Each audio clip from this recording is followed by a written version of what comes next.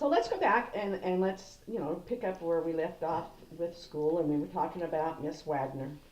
And you made a comment about an erasure. That you could not slide an eraser past her. What I meant was you couldn't erase on that onion skin because she had an eagle eye and she could pick it up.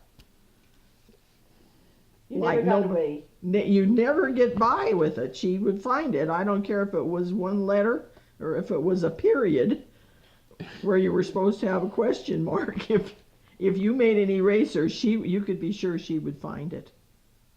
Which goes probably to tell us why her name was Miss Wagner. Yeah, probably so. Good point.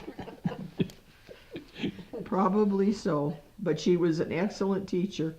And like you said before, if you went to apply for a job anywhere and they knew that you had her for a commercial teacher, that was about all the recommendation you needed. Probably didn't even have to interview. No. And how many words a minute could you type? Well, you usually could type 100 words a minute by the time you finished her typing classes. Now, if you went to apply for a job in Denver, did they know her in Denver even? Man. I think they did. Is that right? Yes, Her did. reputation preceded her. It really did. It did. Like Mountain Bell, Denver, Yeah. any of those, they just knew. Of course, if you went back during that era, how many high schools were there? How many? Yeah, there weren't the high schools that there are now, but Right. but she had an excellent reputation. So let's talk. Did you go to school with any ethnic groups? Let's talk about that. Were there very many ethnic groups in Louisville? Did you go to school with? No, I think we had at some point we had a couple of Hispanic kids in our class. I remember one in elementary. His name was Augustine Sanchez, but I don't remember why he wasn't there anymore. He just was there for a short period of time. And then we had a little girl whose name was Rosalie, but I don't remember her last name. But there again, she wasn't there for very long. We didn't have any blacks. And so mainly it was the Italian influence, the right. The European influence, basically. Yeah, the European and a lot of Italian. Mm-hmm. So do you remember the different sections of town? Oh yeah, there was Frenchtown and Little Italy, and Jean mentioned something about Nob Hill, or what was it you? Capitol Hill. Capitol Hill. I didn't ever remember hearing. I know the area that she was talking about, but I never heard it referred to as Capitol Hill. But it was up there where Luke McCorkle and some of those others, some of the businessmen in town. Was it Lafarge? Lafarge. No, it's further. It's more up on Jefferson. Jefferson. So, Yeah, yeah. Jefferson. That's what. More up on it was. Jefferson. Now, did they have a Welsh town? Did they call that? Not that I recollect. Kimber, The two- I'm sorry. Kimbertown. Kimbertown, where the Yeah. Welsh were. Did they refer to Kimbertown? I had some, but mostly it was Frenchtown and Little Italy. Okay. And Kimbertown, was that the more of the main section of town, or I know they used to call kind of the main section, Grant and all of that area, that sometimes was referred to Germantown. Oh, really? Uh-huh. I guess I never heard it referred to that way. So where was Kimbertown located? I'm thinking more down off of Roosevelt, Kind of south west of Hutchinson. And do you know why it was called Kimbertown? I don't have any idea. I think never. a family, a man who platted it was named Kimber, but I think there were Welsh people in there too. And Shirley, you don't remember the name of any that over on the other side of the railroad tracks, east of the railroad tracks, kind of south of Miners Field? How did people refer to that area? I don't recall any specific names given. No, I don't either. I know what area she's talking about, but Yeah. I never heard any other names down there. I guess So- at one time there was some shacks down there. Did you ever hear it referred to as being on the wrong side of the track? Yeah, at I times. did. Yeah. Yeah, growing up, Yeah. right. Did you have special education? No, provided not in not high when school? not when I was in school. Okay. No. So there were surely children who of need, Oh yeah, I'm sure there were, but they, but at that time they didn't offer that type of things. They hadn't. so they struggled through. They with just the struggled rest of through. Yeah. Everybody. So there must have been a lot of bilingual kids, though. A lot of Italian spoken, or No, I think most That was in the everybody in home? my class spoke English. I don't recall any of them Okay. that didn't. And there were plenty of Italians. they probably spoke Italian in their I homes always back felt then. like I was the minority. I was the Methodist among all the Catholics. Well, I think at that time also, when people first came here, immigrated here, I think the influence was to learn to speak English. Oh yeah, no doubt about and it. they didn't want to speak the language in the home to their children because they wanted, it was very important for them To for learn their to speak. for their children to learn English. Right. Well, I don't know of anybody in my class, even though there were a lot of Italians. I don't recall any of them that didn't speak English. So what about high school groups? Like, was there, surely there was a football team, Oh yeah, there was a football team. and who was the and- coach? Well, I think we had a coach named last name was Barnard when I was in junior high, but then Coach Nuttall came, Well, let's hear a little and bit about oh Coach my, he was such a doll. The girls they just all fell in love with him, and he was such a quiet, shy person in the classroom. I guess he wasn't on the football field. But in the classroom, when his first son was born, our class bought a little gift of some kind for him, and I can still see him just turning crimson when we gave him the gift. He was just, it just embarrassed him to no end. What kind of a teacher was he? He was, I had him for American history, and he was a great history teacher. I didn't really care for history, but it was tolerable because he was teaching it. And he was a great one for one question pop quizzes. And he would walk into the classroom and he'd say, okay, get out your pencil and paper and fire one question at you. You knew it or you didn't know it. But we always noticed that we never got a pop quiz on a day that would make any of the football team ineligible if they failed the question. That was a very smart teacher. He was. No, He was. a very smart coach. Yeah, there you go. A very smart coach. Yeah, very smart coach. Do you remember any state championships or? Oh yeah, I remember the year we went to Burlington. That was the first year that any football team had ever flown. And we should have taken a slow bus and maybe missed the game because those big farmers in Burlington had about 3 full teams of big farmers, and they beat the devil out of the Louisville Pirates. I went on the bus with the band, and when we came back into town, here's all of our players standing in front of the pool hall on crutches, in bandages.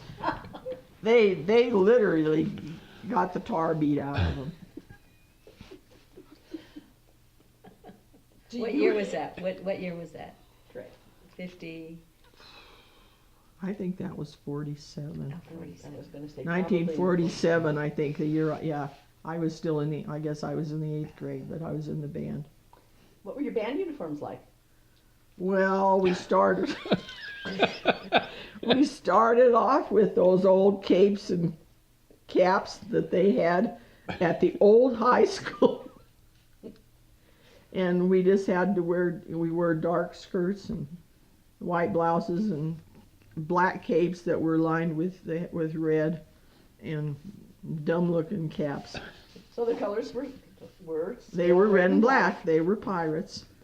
And I think it was, probably was at least my junior year when we got new red band uniforms. I can And remember we those. thought, oh boy, did we think we were something special. And I think it was that year, they wouldn't let us have the uniforms to march in the Labor Day parade because school didn't start till after Labor Day. And they wouldn't let us have the uniforms. So, you know, when you're that age, you think you know everything. And so we said, we're marching anyway. And we marched with jeans and white shirts. There you go. I can remember those uniforms because I felt about those red uniforms like you did about the old high school You uniforms. know the feeling. The red wool Oh yeah, uniforms. yeah. Well, I was the drum major, and I had the hat, the big white. Oh, I thought that was just the most super thing. I just thought I was really hot stuff in that. You were. I remember you in that uniform. Do you? Yes, I do. That was.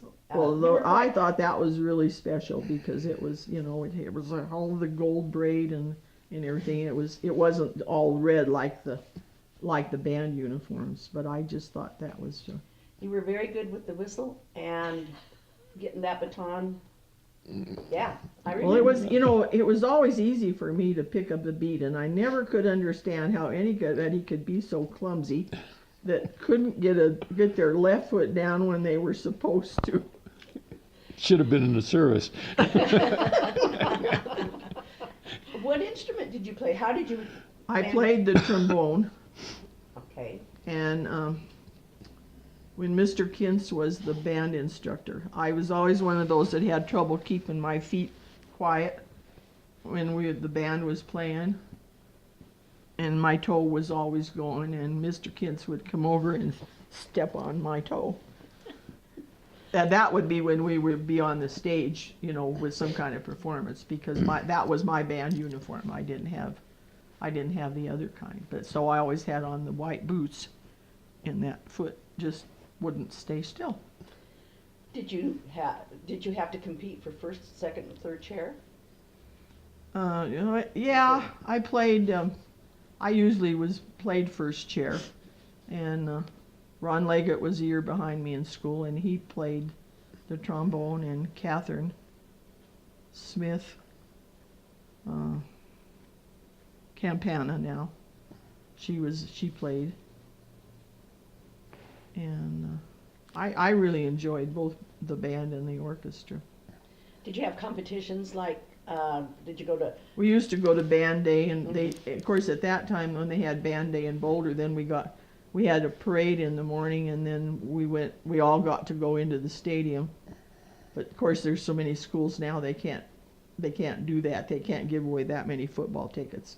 But we always used to get to go to the CU game, the day that we had band day. And then march at halftime.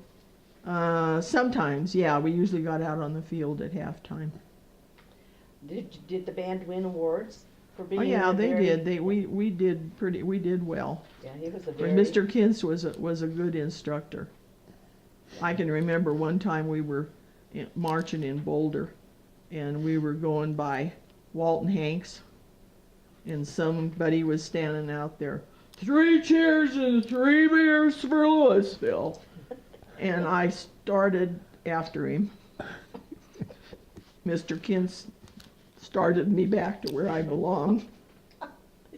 Because on band day, wasn't that the culmination of?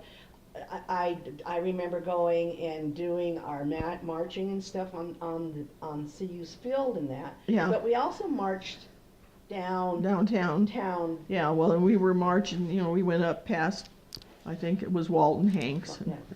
and That was pretty. That was, that was big time fun. it really was.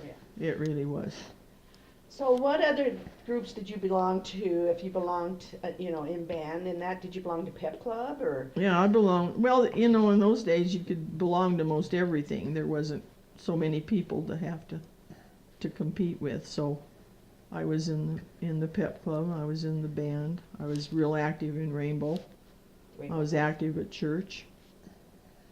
But you don't remember any future homemakers No, of no America FFA or Club, no. Future Farmers of America? They had. Seemed like there was something, but I can't think what it was. No, I just don't remember FFA or FHA. We did have, we had home ec, and we had one home ec teacher that was, I can't think of her name right now, but she was little and blonde and cute as a bug, and from West Virginia, and you never saw so many boys want to sign up for home ec. Kind of like the girls with Coach With Nuttall Coach and- Nuttall, yeah. Was Joe Gold there as No, he was assistant there coach or- after I was gone. Okay. We had our basketball coach was Coach Killen, and we used to call him 20 questions Killen, because we spent an awful lot of time. He taught world history, where Coach Nuttall taught American history. He taught world history, and he was a great one for playing 20 questions in class, pertaining to world history. And what about Mrs. Rhodes? She was one of the. I had her in the 8th grade, and then her daughter Beth was a couple years ahead of me, and she was active as I was in the pep club and at the church and in Rainbow. And she that's was in the Rainbow band. Girls, Rainbow right? Girls, yeah. We met in Lafayette. And were the Henning girls? They were pretty much the. They were leaders older, yeah. But they didn't. But they were real active, and the Hennings were the mother and dad advisor of the Rainbow group. Then, of course, we met in Lafayette, but it was a combination of girls from Louisville, Lafayette, and Erie. And can you tell us about the Rainbow Girls? What was it? Do you know? I mean, I belong, but I can't quite remember what it was on. Well, one of the things I was telling Jean really didn't pertain particular to the Rainbow Girls, except that Dad Henning had this old hearse, and he used to transport us up to El Dorado Springs. We could have our meetings up there outside because they owned all the property around. So we were about the only assembly in the state that could hold our meetings outside. And we used to go up to El Dorado and spend the day up there, swimming or horseback riding or whatever. And then we'd come back to the cabin.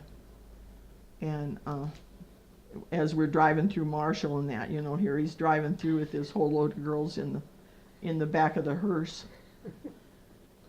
But the Hennings were very, very devoted people they spent hours and hours and hours working with the Rainbow Girls. Yes, they did. Was it something to do with the Masons? Yeah. Or Yeah, it was. It's organization connected from with the Masons? Masonic Yeah, organization. that's what I. Yeah, with the Masonic and the Eastern Star. They have both Rainbow Girls and Job's Daughters. Right. But ours was the Rainbow Girls, and when I was in high school, it was very, very active. Yeah, We used to have dances and that all the time, and they were always well chaperoned, and there was no monkey business. If the boys the boys used to look forward, I think, to going to the dances because they were a lot of fun, but they didn't put up with any goofing off. But I didn't seem like had to worry about it at that time anyway. Did you ever have a Halloween party at the Lafayette Mortuary when you were in Rainbow Girls? Yeah, I think we did. That's one of my fond That's memories. one of your fond memories. Yeah. Yeah. So let's talk about school activities like the homecoming. Was it a big to-do? Oh yeah, the homecoming and the prom. And who were do you remember who the homecoming king and queen were? Well, let's see, you were there a couple of years, so. Yeah. Yeah, there would be different Um, ones. I think Elaine Biella was homecoming queen one year. And Wilma, by the time we were in high school, Wilma Rizai and Shirley Kasinga and Ann Waschak and Eileen Porta Manning. They came from the parochial school. I can't think offhand I should know. I got my little red book. That's what I should have looked at. Well, one thing that I've noticed from having grandchildren that go to homecoming now, that the dress of the day is much differently from the dress of more or less your era and my era. And I see that the girls nowadays for homecoming, they wear dresses like, well, no, they don't even wear dresses like we wore to prom, because we wouldn't have been allowed to wear those kind of dresses to prom. But, so tell me, what was your dress like for homecoming? What did you wear? We usually had, seems to me like, it wasn't quite as dressy as prom dresses, but we dressed up. Was it more like skirts and sweaters, or? Probably more, so yeah, probably not as dressy as prom. Right, because prom was the formals and. But you could, all the kids could afford to go. It wasn't as elaborate as it is now, where they go, they go out to dinner and everything. We always had the prom in the gym, and the mothers could peek through the crepe paper from the upper level in the gym. Was it as a big deal like when I went to school? As soon as basketball season was over, it seems like the gym was locked, and the juniors were in charge of the decorations. Yeah. Everything was a big secret. Yeah, it was. They kept their theme a secret, and the mothers cooked the dinner. And so it was affordable for everybody, it wasn't, there were kids that had to be left out because they couldn't afford to go. Right. So, who was a prom date? Oh, John Hefton. My freshman year, probably Bill Horn from Fort Lupton, who was a boyfriend of another friend of Madrine's. Of course, she's since married him. She's been married all those years. So Dick wasn't in the picture. No, he wasn't there. Well, he was, no. Well, it took him a while for him to realize that I had grown up a little bit. When he went in the Navy, I was, just a... She grew up, like she said, yeah. Wow. So, let's talk about those years. I mean, when you met. Well, we've How you always met. known each other because our Okay. dads grew up together. Okay. So that was, no big special meeting or anything. But like I said, he didn't ever pay a lot of attention to me. I paid little attention to him, but he wasn't aware of it because I'm 4 years younger than him, and at that time 4 years was, A big difference. there was too much difference. And then while he was away in the Navy, I grew up. So then he got paying attention. It's amazing what happens before. Yeah.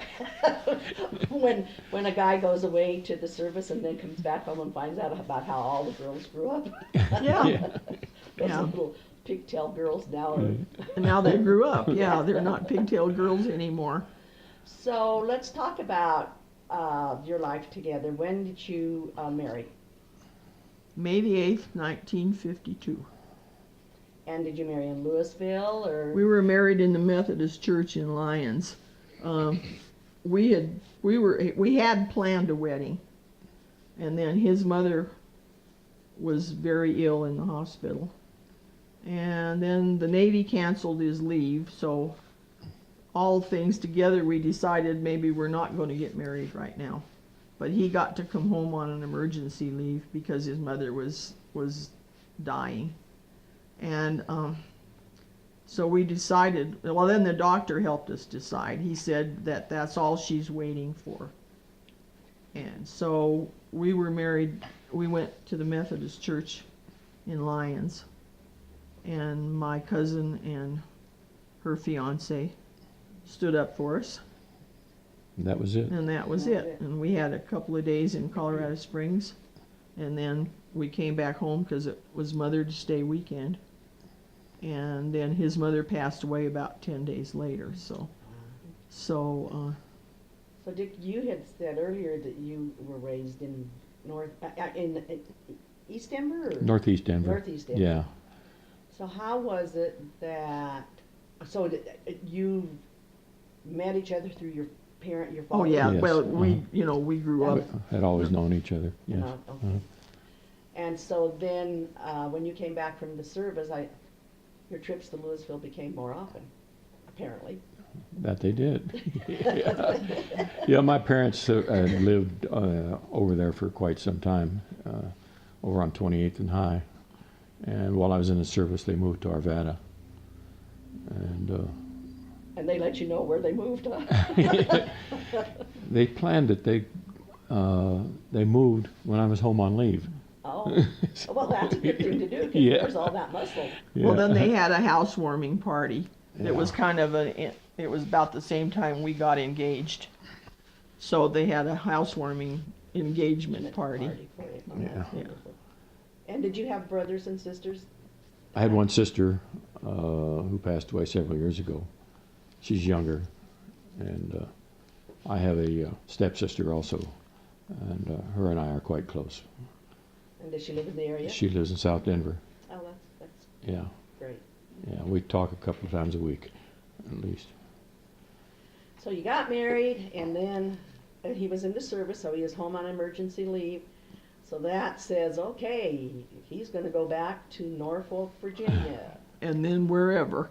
and then wherever. So when we talked earlier, you said that you followed him down to Norfolk. Yeah, well, I waited till the fall, and then when we thought he was going to be in the States the rest of the time, and then I went to Virginia. And Yeah. how long did you stay? I mean, About 6 months until he got out. what was that like? Being a... It was a real education for me because There was still segregation there there. was still segregation, and it was a real eye opener for me. I didn't know that you didn't speak to the black people if they were waiting at the same bus stop. I was going to say, so Um, how did you handle that? Because I didn't have any problem with it. I had never been around any, discrimination type things, and it was a real shock for me. And we were subleasing a little. It was almost like a cabin that this couple had built to rent out to make money for their help finance their daughter's education. And she was a Norfolk native, and he was a Connecticut Yankee. And so he used to just delight in telling me that he was going to drop me off at the Black Amusement Park or something similar. He was a really nice guy, but he loved to tease me. And while we were there, my mother had always been in the habit of giving me a box of chocolates for Valentine's Day, and I got two of those little ones that used to be a quarter, the Valentine boxes, and I got them 2 days before Valentine's Day. Well, that happened to be Lincoln's birthday, and I made the comment because I wasn't there when the mail came, and my landlady and landlord told me they had a package for me, and I said, "Oh, how about that? One for Valentine's Day and one for Lincoln's birthday." "Lincoln," she said, and he just about rolled on the floor. Because, like I say, she was a Norfolk native, and A real Southerner. you don't talk about Lincoln down here. But, there was another example. I mean, it just was a shock to me. So did you let that influence you on whether you spoke to the blacks? Or No, I not particularly, no. Good. Mm-mm. Were you shunned because you did speak No, to them? no. Mm-mm. But it was a real eye opener. Growing up at the little mining town of Louisville, Colorado is quite different than growing up in the little town in the south, Yeah, that's right. you know. So you would have been about 19, 20 Yeah, at this time? 19, somewhere. yeah. Okay. Yeah, I was coming up 20. And for you, Dick, you were serving, you were during, what era? I mean, were we Korean? It was during the Korean War. Yes. That's what I was thinking. Yeah. And what ship did you serve on? I served on 4 different ships. I served on an aircraft carrier, and a repair ship, and an auxiliary tanker, where we had a real nice cargo of aviation fuel. And then I was on an LST. What is that? LST, Uh-huh. large, slow target. Oh, very cool. So That was, you've seen pictures of them. You didn't know what they were. They were the ships that ran right up on the beach. The doors opened up, and tanks and troops and everything came out of them. But we were kind of a general Navy type ship, and we hauled everything except amphibian people. So did you see action? No, we was. I had 52 months of sea duty, all in the Atlantic. Oh, so there you go. Yeah, and the Lucky trip you. that Shirley talked about was when she was down there and I was supposed to stay there. We went on a real exciting trip to North Africa. Oh, really? Yeah, oh yeah, that was a real winner. And so tell us a little bit about that. Well, this ship it actually belonged to what they call the service force, and we went over there to pick up a load to bring back, and what we brought back was wrecked construction equipment, wrecked airplanes, that sort of thing. We were just there long enough to load up and come right back. So you didn't get shore duty or that type thing when you were there? Just there long enough to be on shore patrol, that's all. Visiting ships always had to have shore patrol, furnished shore patrol. Okay. No fun time. No fun time. to think about. So then, so you came home without him, or with him? No, we came home together. Yeah. And were you done with the service at that time? I was discharged in Norfolk. So then you came home, and when did you begin your family? Took us a while because our kids were both adopted. So let's So- talk about those kids. Let's Well, we had, we weren't able, I just wasn't able to get pregnant, so we adopted. We got a little girl a week before Christmas in 1957. She said she was the best Christmas present anybody ever had, and we never argued that point. and her name? Diane. She's was married and divorced and married and widowed, but she still lives in the area. She has 3 kids. We have a 33-year-old grandson, is the oldest, a 30-year-old granddaughter, and a 21-year-old grandson. We adopted a little boy in 1960, and he was killed in an automobile accident in 1982, just shy of his 22nd birthday.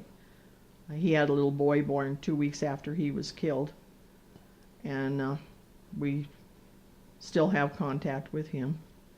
We have 4 great-grandchildren. We had 3 grandsons and 1 granddaughter. Now we have 3 great-granddaughters and 1 great-grandson. And do they all live in this area? All but one.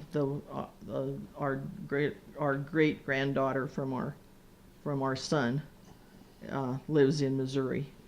So, but her mother brings her to see us whenever she's in the state.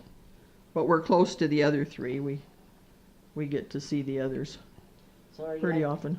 Grammy and Grampy, or? Just grandma. He was papa to our granddaughter for a while, but he's grandpa now since we Yeah. have a great granddaughter. But she called him papa for a long time. But we enjoy them. We're in the process right now of part-time chauffeuring of our oldest great granddaughter. She plays soccer. She plays softball. she's a swimmer. She's a competitive swimmer. She's 10 years old. And so we get to, in fact, we just started this last week. We have to pick her up at swimming and take her to daycare because her mom and dad both work. But she's like a fish in the water, and we enjoy getting to be there and watch her. So But we enjoy all of them, you know. We're kinda- glad we're here. Yeah, kind of keeps you young, Yeah, young at heart. yeah. So in your years of marriage, what have you learned about each other that you didn't know on your wedding day? An awful lot, I think. As we, Sweeties. yeah. Well, I think I can tell, and of course I've known you for years, that you've been good friends, Oh yeah, we are. We're good Yeah, friends. we're best friends. best friends. Yeah. Yeah. So let's talk about, you worked in Denver, Yeah. and then there were some years in Louisville that you put in at the Blue Parrot. Well, one year when the telephone company was on strike, I went to work at the Blue Parrot. We were living on Jefferson at the time. It wasn't very far to go, and I got on working at the Blue Parrot. Of course, I had waited tables when I was a teenager, but I hadn't done that for a long time. But I finally went to work at one of the restaurants in Louisville where half the kids in town grew up. And it was a good experience. I enjoyed the work. I just got tired of Mother's Days and Labor Days.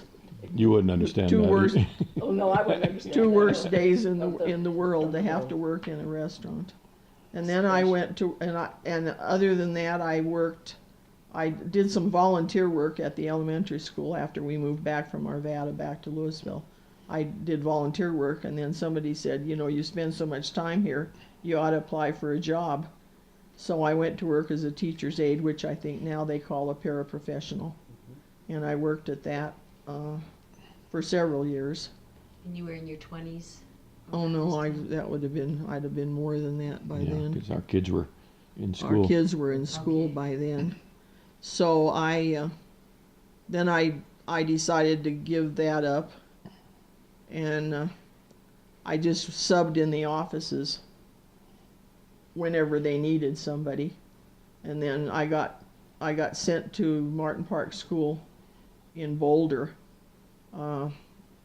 in the fall, I think, of '73. I got sent to sub because the principal, it was registration time. The principal was in the hospital.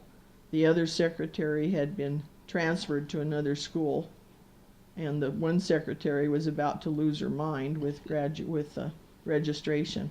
And I had helped with registration in Louisville, so I went over there to substitute, and I was there for 6 years. I had a half-time job at Martin Park Elementary. And then I thought I'd leave, it wouldn't work anymore, and then they wanted to open a travel agency in Louisville. And the lady who owned the agency, her husband was an attorney and had been my folks' attorney for a long time. And who was that? It was Mitzi Wood that owned the agency, and they owned Gold Key Travel in Longmont, and at that time they had been in business about 17 years, but they decided they wanted to open a travel agency in Louisville. And she liked to train on the job. So the fact that I had never been to travel school didn't matter. So I worked for 6 months in the Longmont office to be trained, and then I came down to the Louisville office, and I worked there for 11 years. Yeah. So in all of your career, what was your what job did you like the most? The travel agency job. And The pay wasn't very good, but the benefits were great. Yes. You have a story about a character who came into town, or who came into your office. Oh, and yes. wanted to- Well, when you grow up in Louisville, you grow up knowing a lot of people by their nicknames. And one day, John and Belle Madonna came in to make a reservation. And I've got everything all set up, and the whole time I'm doing this, the wheels are spinning. I think, I can't think of his name. All I can think of is Bug Dust. There was Buck. Yes. I knew Belle, but I could not. And I don't know how I finally got it straightened out. I can just remember the panic I felt because I thought I can't put bug dust on this ticket. This was handwritten tickets too, by the way. Right. And, you know, which brings another name to me. Growing up as a kid, there was a bullshit Madonna too. Yeah, Yeah, too.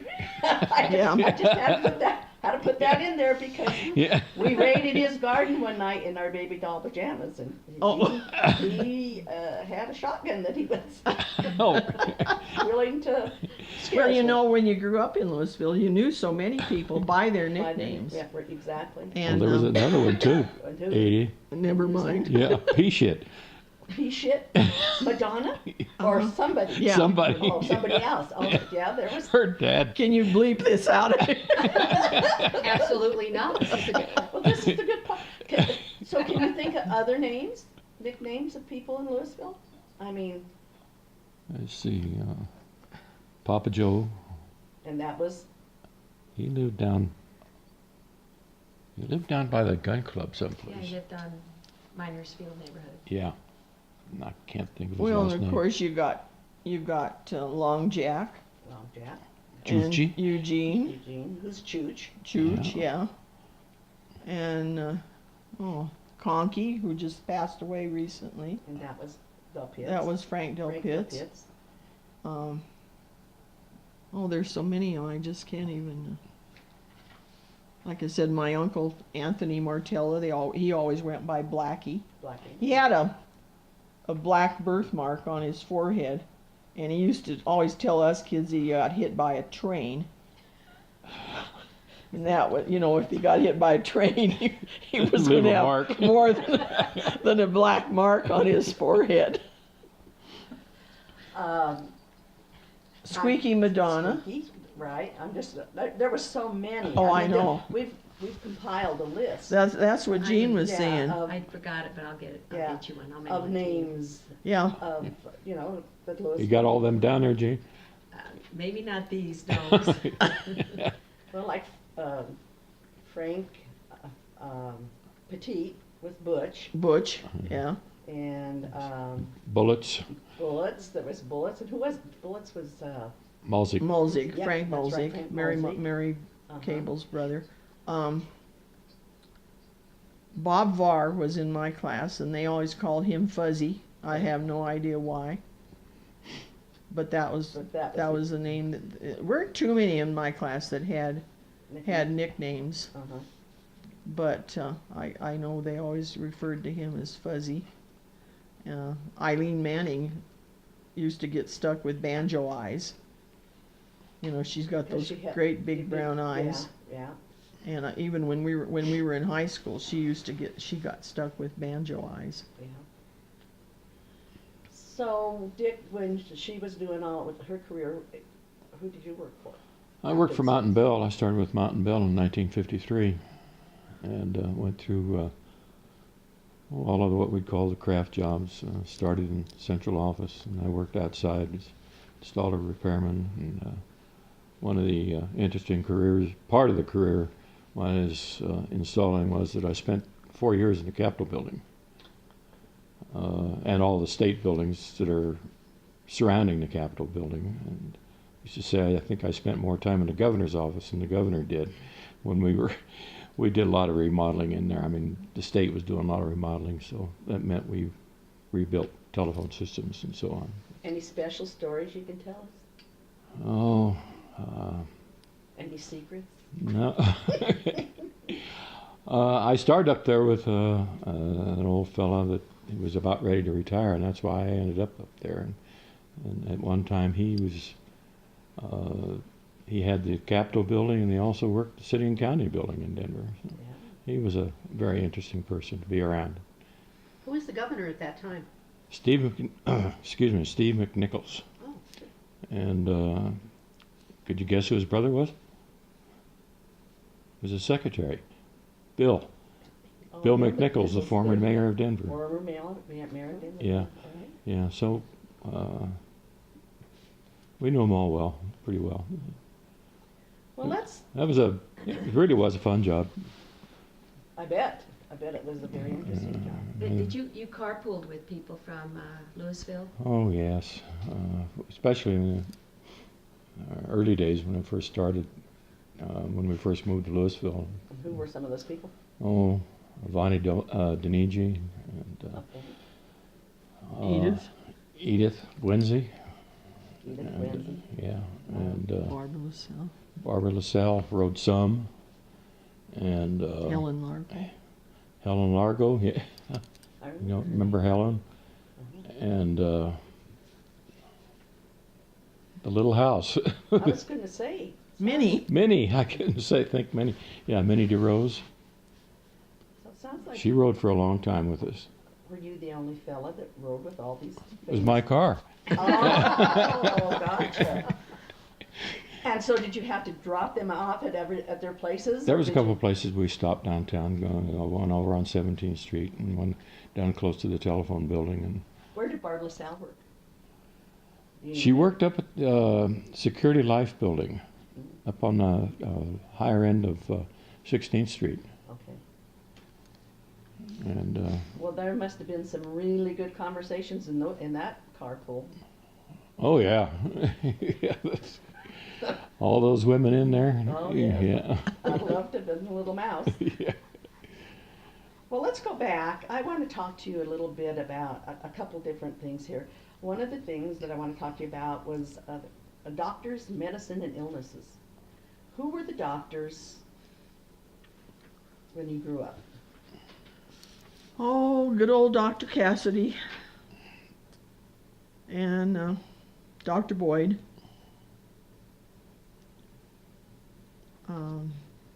Was Dr. Bach one of the Later, doctors? later, Before my but when era. I was a little younger, it was Dr. Cassidy and Dr. Boyd until he moved to Greeley. And then, but Dr. Cassidy, everybody, I always felt, well, they said he was an excellent pneumonia doctor and a good bone doctor. Of course, those were the days when doctors did everything. I always thought his solution to everything was either soak it in Epsom salts or take this little pink pill. What about castor oil? I don't, Was that yeah, ever I think he prescribed? did, but I didn't ever have to take it. I think my brother did, but I never did have to take it. Because you were good and Tommy was ornery. I guess. I remember one time I had some, my brother had some heart problems, and my mother was taking him to see Dr. McCabe in Boulder. And I had some plantar's warts on my foot. And Dr. Cassidy had me treating them with corn pads. I think I bought every kind of corn pad there was, but they weren't getting any better. And I was in the doctor's office with my mom when she took my brother to Dr. McCabe, and he asked me what was the matter, and I told him I had these corns on my foot. And he said, well, you hop up on the table here and look at them. And he looked at him and he said, well, they're not corns, they're plantar's warts. So he said, come in on Saturday morning and I'll take the larger ones out, because I had them on the ball of my foot and also on my heel. And they really did hurt. I limped a lot. So I went in and while I was on the table, Dr. Cassidy walked down the hall. And he said, that'll teach you to go barefoot. Well, if I could have got off that table and smacked him, I would have. Because I thought, all this time I've been wasting. Because Dr. McCabe cut the two biggest ones off the ball of my foot and one off my heel, and I never had any trouble with them after that. The rest of them all went away. So was Dr. McCabe a younger doctor than Dr. Cassidy at that time? Probably, but he was more of a heart doctor. My brother had a heart murmur, Oh, and he that's was right. That's what you had said. so. But it was just, I never did have a lot of faith in him. I remember once when I was working at the Blue Parrot, they came and did the TB test, Uh-huh. and I said, he's not punching me with them things in that sterilizer. So I went to another doctor. Would you believe I got a reaction from the TB test? And of course I couldn't blame it on him, because I hadn't used his old rusty needles, and So when you had a reaction, what did you have to do? I didn't. Well, it just went you know, it didn't amount to anything. But it was just kind of ironic that I had a reaction when I went to the doctor and had a nice new sterile needle instead of them. So, what about, can you remember a childhood illness that Oh, sticks in your mind? well, yeah, I had the measles and the chicken pox together in August one year, and I thought I was going to die. Did the 'Cause doctor come to your house to take care of you? Probably. I don't remember that. I just remember I thought I was going to die from itching. So, another area that I want to go to, is there any other story? What about polio? Was that a big thing? Oh, I can remember when, you know, you couldn't do so many things because of the polio, and I had, you know, one of the Thomas twins had polio, and Do you remember which one? It was Barb, Beth? I think. Huh? I thought it was Barb. maybe, Sure. Not sure. I'm not sure either. I'm not sure, but I remember one of them had it, but I remember and then I can remember one time when Peggy Callahan had scarlet fever. And I can remember they had to burn everything that, you know, that she had used while she was sick. Because at that time you were quarantined with scarlet fever. But I can remember like, the polio scares, you know, a lot of things you couldn't do because of the polio epidemic. Well, I want to talk a little bit about coal mining too, because you said your dad was a coal miner. And do you remember the coal mines that he worked in? Oh, he worked at the Crown, he worked at the highway. Used to talk more about the highway, I think, than any of the others. And was that the one on 287? Or Yes. Yeah, the one Uh-huh. on he'd never recognize it now. He'd never recognize that corner now. So it was the corner of Dillon Road. Dillon Road, yeah. and what was the cross section? Dillon Road and 287. 287, Yeah. yeah. And then where was the Crown? It was over on McCaslin, was it? Over towards Superior. I think it was. Yeah, We'll have to look on the map. yeah. So I noticed you have a book here.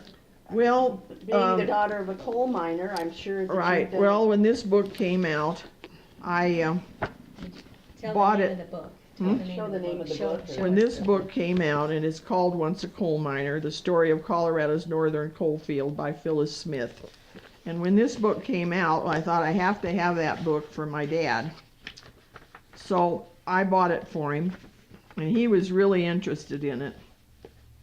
And he went through it page by page, and he read, he looked at all the pictures, and he came to this one particular picture of Carlo Damiana standing by his old car holding this fish. And my dad came across that picture and he said, "That's my goddamn fish." And I said, "What do you mean?" And he showed me the picture. And then we found another picture, and it's the very same picture, but instead of Carlo in the picture with the little boy and the fish, it's my dad. And we have laughed so many times. You know, he wasn't upset by it. He just noticed it, and we just thought it was so funny. It's a great fish story. Yeah, it really Well, they is. had gone fishing together. They'd and- been together, and they took a picture of each other, and everything in the picture is almost identical, except that they traded positions. Would you like to show us that and we'll see if we can get a close-up? Just turn it around and see if we And can. go to Damiana. Who was it again? Carlo Damiana. Carlo Damiana. And they described the boy as Bob Overland, but from what I understand, it's Bob Damiana. Okay. So our top picture is. You need to go up a little, kind of pull it up a little Okay. farther. There we go. The problem's top going picture? to be, the problem's going to be getting, oh, there we go. We've got it. Is Carlo in the top picture. And then Okay, so the top picture is Carlo. Okay, and then if we go down below, That's a picture of my dad, Frank Varley, with the same fish, uh-huh. minus the expletives. So they caught the same fish twice, huh? So do you think that that fish was caught at the Rod and Gun Club? I mean, out at Marshall Lake, or do you know? I don't have a clue.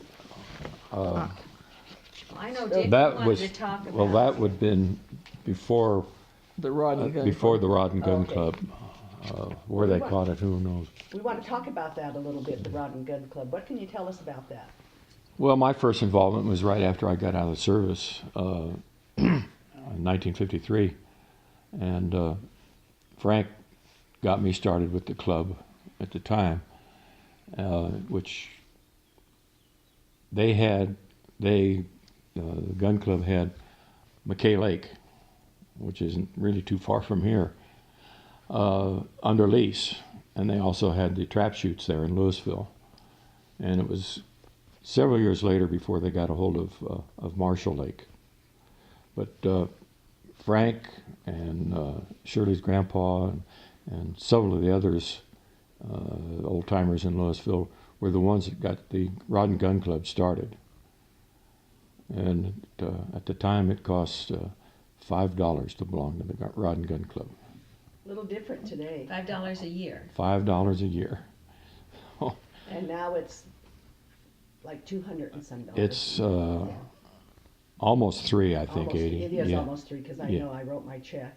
Yeah. Where would they do this shooting, and where was this club? Well, the gun located? club building is on the other side of the tracks, and it's there where that development is, across from the from Miners Field. And they used to have trap shoots there on Sundays fairly often. Even when I got involved with the gun club, they were still doing some shooting there.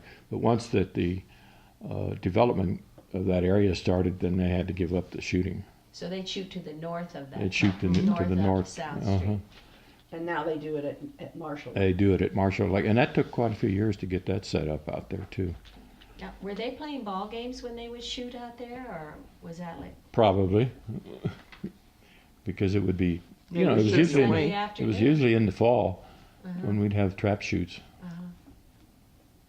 That was. So, Go ahead. It's Ian. been in existence for, Yeah, I don't really know when that building was put up, 80. I have no idea. I don't remember ever hearing about an accident or someone getting shot there. No, No. no. Officers either. Leo might have that information, or Woody, From as to when it was as to built. when it was yeah. built. I know it's one of Louisville's oldest organizations, I believe. Yeah, Yeah. I wouldn't be probably. surprised. Yeah. Probably. Well, we're getting close to the end of our tape here, so one of the things that I like to do at the end, of course, is thank you so much for sharing your history and Louisville's history, and how fortunate we are that the museum is going to have a copy of this for anybody if they want to find out a little bit about your family or just about Louisville history, that they can go and get the tape and the DVD, and you'll also be given one. But I'd like to ask what words of wisdom you would have for the younger generation today, from growing up in the small town, but now you've had a great marriage, you've been together all these years. What do you tell young kids nowadays? It wasn't always easy. No, it wasn't No, always easy. But you have to work at it. And there's it is a lot of hard work, and I think young people today don't understand what working is and what it means in your life. To stay And there's strong and some- solid during hard times is very difficult. And it can be very rewarding if you once you get to the point where you have a good job. Just trying to understand life, I think, is what's facing the young people. And it takes a few years to get to that understanding. Yeah, you know? that's true. Yeah. And if I can, I'd like to just say something about somebody that really had a big influence on me. Once I was really growing up, Shirley and I were 23 when I got married. I was You were. 23. Her father was a great influence on me. We were very close. And, Frank Varley. well, he was a big influence on a lot of people in town, I think. I I've heard think that. so. Yeah, I've heard that. Yeah, I mean, I remember him as a kid, and I think my brother Donnie and Tommy. He and Tommy were close. were Yeah, close, they were and- good and- friends. And I do remember my brother liking Yeah. your dad very much. So it's one of those. I guess we'd say he was one of the icons of Louisville. Yeah, Yeah. he probably was. Yeah. Yeah. Well, thank you so much, and it's been an enjoyable afternoon. Well, we've Thank enjoyed you. having you here. Thank you. Thank you.